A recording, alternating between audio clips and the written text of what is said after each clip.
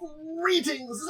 Nibenay, Dracovin, your Lord and Emperor here at the Dracovin Empire, and welcome everybody. I hope you're having a wonderful day, and you're ready to dive into some tabletop discussions. Today, we're heading to Athas. Yes, it's another day of talking about Dark Sun. I hope you're ready for a horrible, depressing, and awful world where, honestly speaking, could still have some very fun adventures. Athas is not a great place to live. If you've watched any of my videos about it already, yeah. We're going to be going over the city of Nibenay today. Nibenay? Don't ask for me to pronounce it quite correctly. I'm going to try one or the other and hope it's best. Pronunciation is not my friend. Nibenay? We'll go for Nibenay. Anyway, so please, if you are, of course, joining me over on Twitch, you're going to be over there. And if you're joining me on YouTube, remember, you guys, please appease the algorithm over there with liking, subscribing, ringing the bell, and leaving a comment, all that stuff. Have any of you done anything in Nibenay if you've played in a Dark Sun campaign, whether 2nd edition, AD&D, / 4th edition? That's my question for you.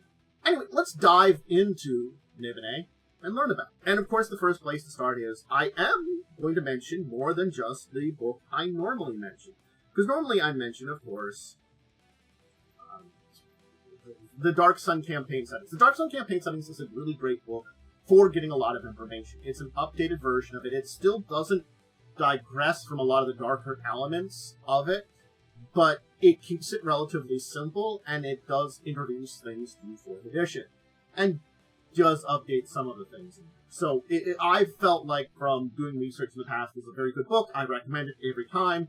You know, this is a lot of information I'm going to go over today is from this book. Actually, most of the information. There is some other sources I want to particularly mention today because I really haven't talked about them a lot. And in my doing research for this video, I did feel like there was some additional information if you want to dive into farther depths. I'm not going to particularly use a lot of these books, mainly because it's just embellishing a lot of stuff that's already in the campaign settings in 4th edition. But if you want to look into 2nd edition, the original box set book for the campaign setting does a lot of information there. And of course, this is a very tiny image of it. This is the best one I can find. The Dark Sun Campaign Settings expanded, revised book is one I could recommend. So that's what it looks like if you're looking at the image. It's very tiny here on the screen, but yeah. So this is the city of Nibenay. Let's talk about it a little bit and get an idea of what's there. What is Nibenay? It's a city-state within there. It's also called the City of Spires. It is very ancient, one of the older ones. It's also incredibly wealthy. There's a lot of decadence and intrigue within the city. If you're someone from Nibenay, you tend to consider yourself a little bit more civilized than many of the other people in the world. This is a place that would be more traditional fantasy adventurer characters would be kind of from. I've talked about a lot of the other places, and they particularly have their own way of doing things in a lot of city-states, but this is very traditional. The events that take outside the city walls are basically the squabbles of savages. The architecture reflects this prejudices, splendid statues and carvings on the walls, public buildings, private homes throughout the city. They depict great heroes, honored ancestors from long forgotten places that are outside the minds of the people of Athas. Some of these works surpass beauty, some glorifying ancient triumphs, other depicting shocking hedonism. The Sorcerer King, who rules this city, is Nibenay, the person who gave his name. He's enigmatic and a figure that retreats from the public eye very often, rarely seen except by anybody but his templars. He's deep within a royal compound at the city's heart, a forbidden domain known as, I'm going to try to say this without butchering it, Nagaramaka. He immerses himself in arcane studies, mythical pursuits, and most of the governance and bureaucracy of the cities is left to his templars. This reclusive nature does mean that every, decade or so, or every few years even sometimes, there'll be rumors of his death. He hasn't been seen at all, and he has to basically, make a public appearance, do, a little bit of, show of power, wave, or something like that. Fucking not dead, guys. I'm not dead. What the hell are you thinking about? The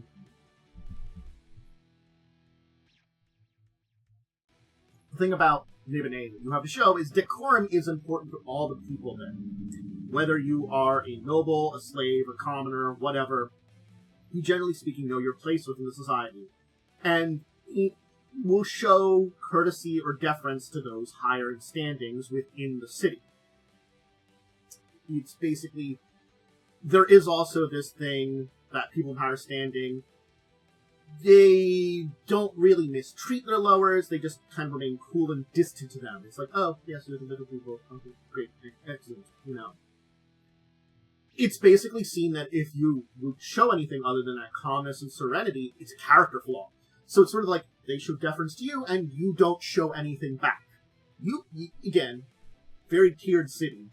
Probably the nobles are a little contemptuous of the lower class, but they're still people of Nibenay. They aren't people of the outside. Oh, those savages. So, the city has roughly about 24,000 people, and there's about a similar number living in tenant farms and villages outside the purview of the city walls. Mostly human, with some half-giants, elves, and half-elves. The city-state stops atop bubbling hot springs that well up from deep within the ground.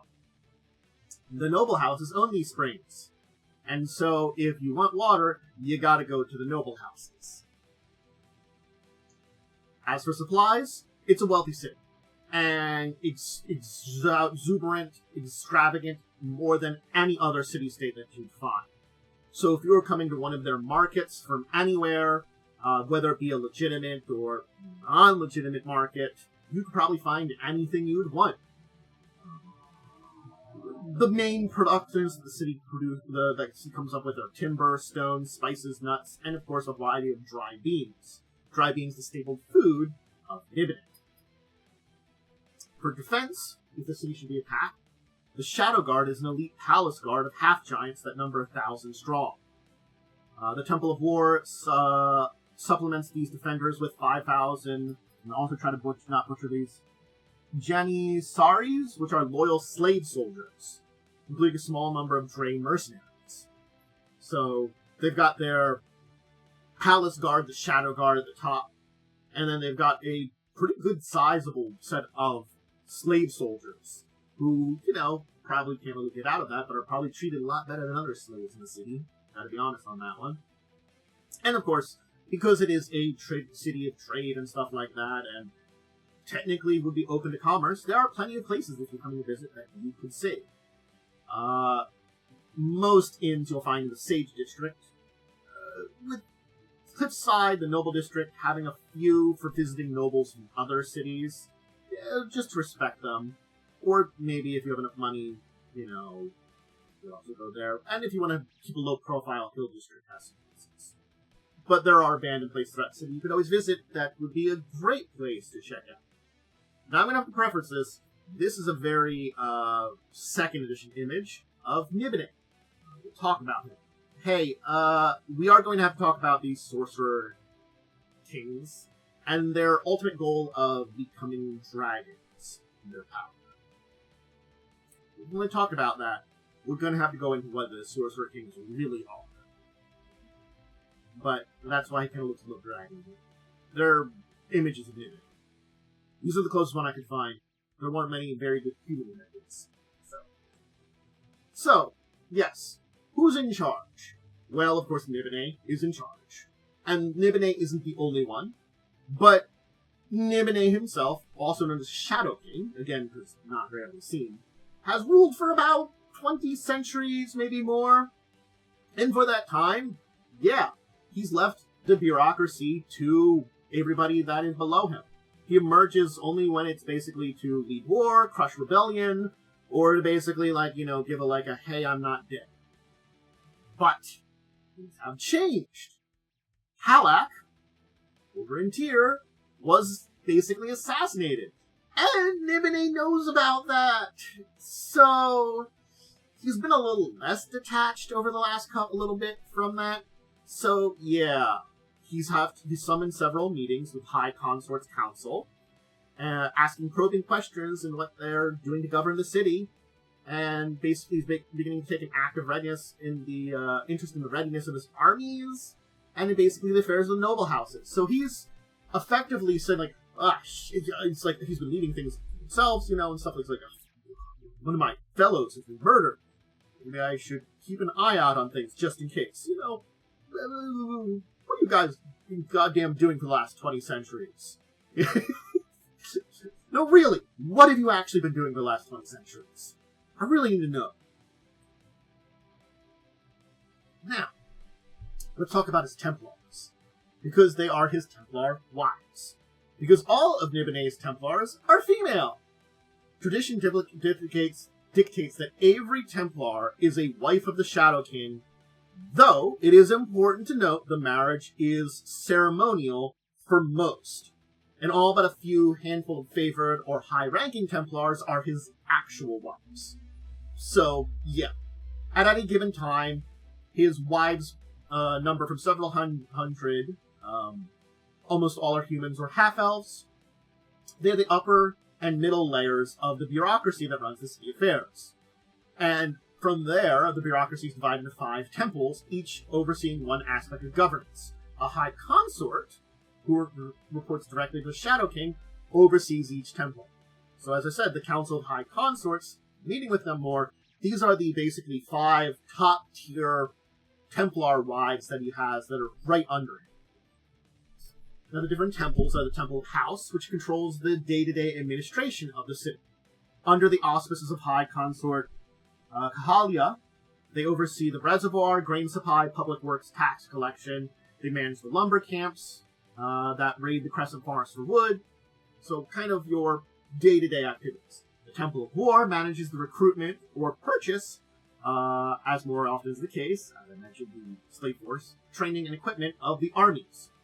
The Templars appoint officers to command the armies in the field and accompany the troops as advisors or magical artillery. High Consort, I'm again going to try not to butcher the Babandji, a fierce middle-aged Mall of impressive stature, commands the temple. Temple of Trade, under High Consort Rajan, governs tariffs, spending, business licenses, and relations of the merchant houses. Of all the temples, the Temple of Thought is the least involved in governing the city, overseeing only the state-run school maintained for the nobility. High Consort Seamhawk oversees the mystical training of Nibenay's agents, including Templars, Defilers, and Psionic agents. Seamhawk is someone to keep in mind a little bit. We're going to talk about her just a little bit more a little later on. And finally, the Temple of King's Law has authority over crime and punishment in the city. High Consort Jinjena controls the secret police, the dungeons, the disposition of slaves and prisoners bound for the arena. It's also in charge of bringing justice to Templars who defy the Shadow King. So, yeah, they do have their own secret police to them. As long as the secret police doesn't turn against the Shadow King, you're good. Again, you can see why he's a little questioning his sisters. There's one more important group here. The nobility of Nibenay. Because they form the other side of the coin, the rest of the bureaucracy that leads the city. And they are renowned for their decadence in indulgences. Effectively, originally, these people were the nobles, the people that would become the nobles. Thanks, Motorcycle. Were a warlord caste that were awarded fiefs in the surrounding lands for their service in the Nibenay Wars, the wars that were in the early days of the time period. Over the centuries, basically the Templars of the Shadow King consolidated military power in the army, reducing the roles of these nobles to wealthy landlords who collect rent and harvest from their tenant farmers. They were given lands and changed from warlord warriors to basically just nobles and settled down. Doesn't mean they couldn't be involved in the military, but they kind of were. They consolidated the military power into the Templars. A lot of the lands for miles around the city's walls, including the plains of the Smoking Waters, is divided into patchwork quilts of noble holdings. Citizens buy their waters from one noble or other, and in comparison to the Nibenay Templar bureaucracy, The nobles are weak, corrupt, disorganized, they're exceedingly rich, and their cultural conservatism is a major contributing factor to the city's arrogant, self-indulgent ways. So, yeah, they've kind of just settled into their roles in the city. Alright, let's take a tour of the city. There's another image of the city showing off some of the districts in here, and an idea of where everything is in Nibenay. So it lies at the foot of a striking cliff, surrounded by a wide field of large, steaming pools and palm groves called the Plain of Smoking Waters. The most common use entrance is the Mektalat Gate. Past the gate, a wide thoroughfare leads directly to Sage's Quarter, the chief marketplace in the middle of the Sage's District. Sage's Square. At the heart of the city-state, dominating its profile, stands, of course, Nagaramakan, the Shadow King's palace compound, which is basically a fortified city within a city, open only to the Sorcerer King and the Templars. You can see it right there in the middle. Walking the streets is a claustrophobic experience. Most are narrow alleyways framed by buildings with vaulted stone roofs. Its many stone spires produce a dizzying verticality to its street layout. Sometimes the roofs over an alley support another walkway above it. With the exception of the high road and the caravan road from which the Meltot Gate, none of the streets are wide enough to accommodate mounts larger than a crocus. Let's talk about the different districts. So the Sage's District. So, if you're a first-time visitor, you will be surprised that Sage's District has nothing to do with sages or scholars. Instead, it contains homes and businesses of the dynastic merchant houses. By royal law, no unaffiliated trader can conduct business or live in this district. So it doesn't mean you can't do business elsewhere, but if you're not affiliated with one of the merchant houses, can't be there. Of course, Sage's Square, as I mentioned, is one of the major places for trade. The dynastic houses operate their opulent emporiums. Unlike a lot of the markets in other city-states, this never closes except for official state holidays. Anytime, day or night, a prospective buyer of any manner can get exotic goods for sale. Of course, there's the slave market in the region here, and the palm court. A plaza near the slave market, which is the last refuge of legitimate traders who cannot afford a storefront or refuse to sell their wares in the black markets. So, yes, if you are a legitimate trader from a trade house, can't afford a storefront in the Sage's Square, the Palm Court is where you go to sell your stuff if you don't want to go to the black market. And of course, the Temple of Trade is here. As I said, all the different temples, but this is the one to trade, where you've got a bunch of Templars in this area of the city. If you wish to do business in Nibenay, gotta get a license from there. Unless you're gonna go black market. And it's near the, of course, Nagaramakan. Now we go to the Hill District. This was once the site of a fine palace, which might have been part of an ancient prince or king. Today, it's just ruins. Its roof has fallen, its walls have collapsed. Most citizens avoid the area because there's rumors of it being haunted, as being ancient ruins. And the Hill District itself is a gathering place for the shattered eminence of Nibenay society. Cutthroats and cutpurses, poisoners for hire, elves and black marketeers. This is where the Elven Market is, the Hill District. It's the shady area near this old palace. And yeah, the Skysinger's tribe, the Elven tribe here, runs it, and they keep it going throughout the year. The Reservoir District stretches from the city-state's eastern wall to the western wall. Most of the sprawl consists of tenement housing for free merchants, poor common artisans, and laborers, but also boasts a number of landmarks. We can check some landmarks out in this area if you wanted to.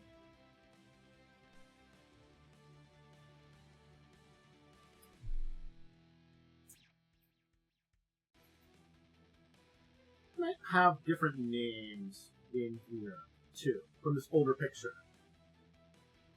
I think it's got an older name in the picture here. Anyway, yeah. The city reservoir is here. It's a cistern. A large, low-slung building of clay. It is reserved for use for the Nagaramaka. In times of crisis, it is open to the public, but most of the time it's only for them, the reservoir itself. And it does have an astounding amount of water in there. There's a lush garden on the roof of it. The high road is also here, a wide stone causeway that rises above the reservoir district, passing about a height of 15 feet above the ground, of which the High King and his army can use the high road. And it directly leads from the Nagarakman to the reservoir gate and then to the plain smoking waters. And then the Exalted Path Monastery here. With monks. Alright. Let's talk about the Western District. We'll switch our picture here. The westernmost side of Nibenay is the Western District. Hey, it makes sense. It has a reputation of being rowdy and violent part of the city where Templars go in force. It's prominently filled with poor artisans. A small mercantile neighborhood has sprung up around the West Gate. It's got the Shrine of the Sun here. The 5 so-called temples that run Nibenay. They're not religious organizations, of course. The Shrine of the Sun is one of the few more religious places that opens basically public. The devotion of the Cult of Fire. The High Priest of the Sun, a half-elf, there, offers the shrine services and the collection and disposal of dead slaves for a small donation. So, yeah, it's a little actual religious cult there, but people give an eye to it, but it's there. The Academy of Fierce Purpose is also there, run by the Templar of Thought. It's a school that provides the basic education to the children of the city-state. It's technically open to all citizens, but the tuition is so exorbitant that only the offspring of nobles regularly attend. So, yeah. Hey, anybody can attend if you can afford to go there. The arena is also in this district, too, which is unique that it's been excavated from the ground. The highest and the worst seats are at ground level, and the better seats descend into the pit. According to rumor, the Shadow King maintains a labyrinth of tunnels underneath there, where there's deadly beasts, traps, and of course, plenty of prisoners and slaves to fight in and do. We change our images to one of a Nibenay festival, as we talk about Cliffside, which is in the shadow of the Crescent Forest. Basically, Crescent Forest up on top of the cliff. You know, you've got that big old cliff. This is the noble district of the city-state. Manors are carved directly into the cliff face, creating a honeycomb of opulence and power. Slaves scurry to and from, bearing water up from the springs of the plain of the smoking waters, and dignitaries from the merchant house stroll through the streets to be seen. The Serpent Towers are here, which are enormous stone edifices protruding from the mansion's carved rock wall. And, of course, House Shongila, an important merchant house. Then we have to talk about the Nagarakram. I'll be saying it wrong every time. This is where the Shadow King is, and they're in his Templars. To enter means death for anyone outside the royal family. So, what goes behind these walls is just by rumor. The Templar quarters, of course, is a large portion here. The living quarters for the Templar wives. The qualities of accommodation range from comfortable, Spartan barracks, for the low ranks, up to small palaces for the senior and most favored ranks. Each Templar lives in her quarters and cohabitates with her husband only on infrequent occasions. The Temple of Thought is here, so those that wish to hone their mystical prowess through subjecting themselves to school teachings, under harsh tutelage of the psionic prodigy Semhawk, a human girl of only 15, said to be a special protege of the Sorcerer King themselves, where students learn deadly arcane arts and psionic secret. So yeah, Semhawk, this 15-year-old who's one of the High Court, is a progeny that is basically a tutelage and effectively was the daughter of another Templar and has kind of been adopted by the Sorcerer King. Again, it's a weird thing, and there's a lot of questions there. And it is thought that she isn't an offspring of Nibenay. Keep that in mind. Of course, the royal palace is here. Within the walls here, there's a fortification 50 feet high surrounding the private grounds of the Shadow King. Above the inner wall, an enormous gaffrey tree can be seen rising out of the garden. The palace is sculpted in the shape of the Shadow King's head, Nibenay's head, and thousands of sculpted female forms, each carved to resemble one of the Templar wives, over the centuries form a column that appears to be the locks of his hair. Inside the palace's numerous comfortably appointed chambers and dark mazes filled with fogs of incense and hypnotic chanting of Templars reciting their devotions. So yeah, it's quite a place. Now there's one more individual to mention who does exist but is in rumors to the general population, and that is the Prince of Nibenay, Kojak. Because of all the theoretical offspring that Nibenay could have, only one is in general known about and in rumors. Because Dracovin is apparently a son of Nibenay, and never leaves Nagaratram because he's supposedly a half-monster. His mother, high-ranking Templar, exposed herself to dangerous arcane energies in attempts to infuse her unborn child with basically magical powers. And Dohojak was born monstrous for this reason. Whatever reason, Nibenay didn't destroy his horrible monster son. So Dohojak is rarely seen by anybody other than his father. Most citizens consider it more than a myth. The bulk of his time is spent studying arcane and plotting against, of course, someone he really hates, High Cornsome Simhawk, because of the jealousy of status. She's not one of Nibenay's offspring, she's not his sister, but she's treated more like a sister and daughter than he ever was. So, he's the rightful heir.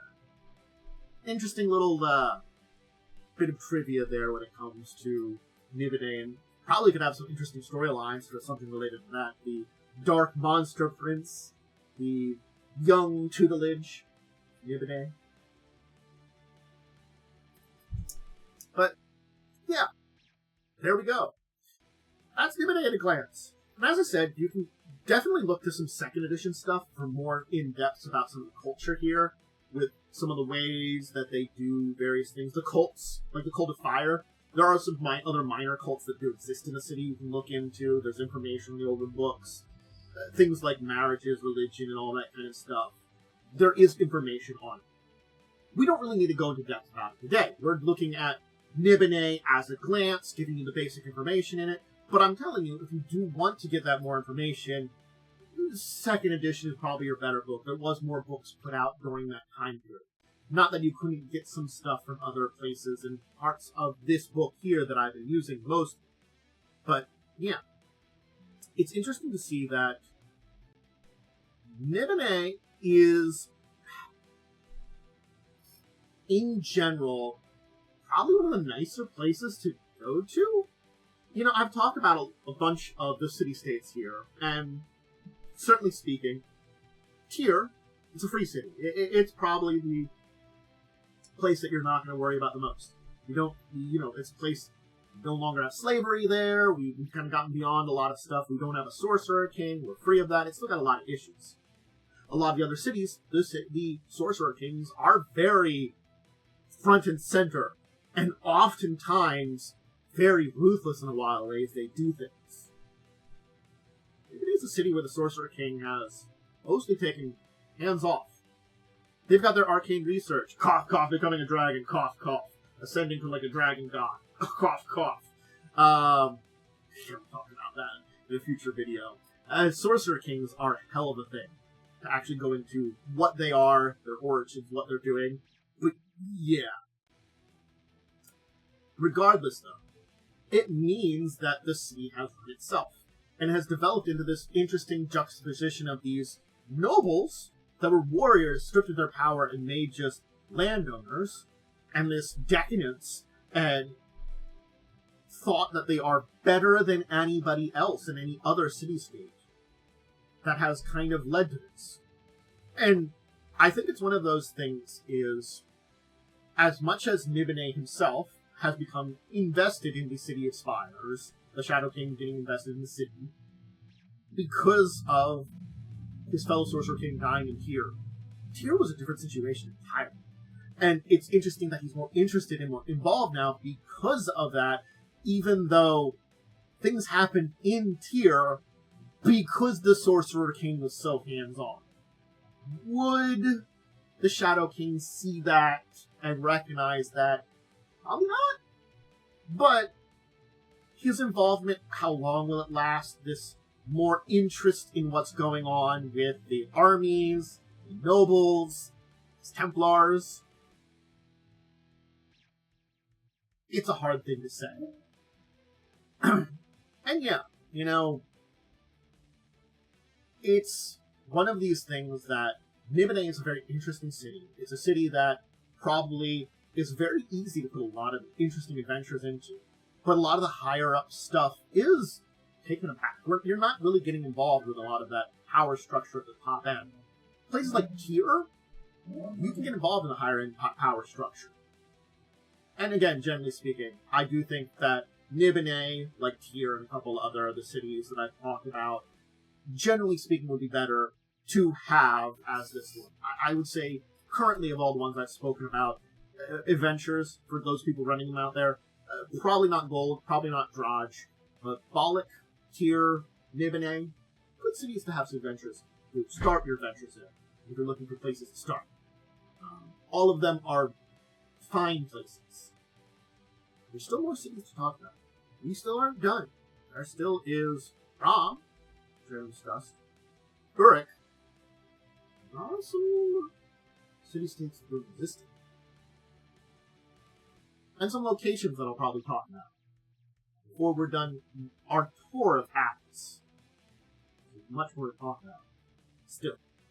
Anyway, I hope you enjoyed today. We're going to leave it here. Remember to check out all of my stuff over on Twitch. I do tabletop stuff Tuesdays, Thursdays, Fridays for the stuff like this. Of course, Crimson Queen on Wednesday evenings, 9 p.m. EST, discussing tabletop on Saturdays at 6 p.m. Check all that stuff out. If you can't join me live, you can always check it on YouTube. Social media's linked below. I think that's all the shout-outs. I'm going to keep it simple. I think it's a little better. Anyway, everybody, I hope you enjoyed today. I hope you enjoyed learning about this. Athas and Dark Sun are such an interesting place to dive into, and I enjoy talking about it. Maybe one day I'll run something. Maybe.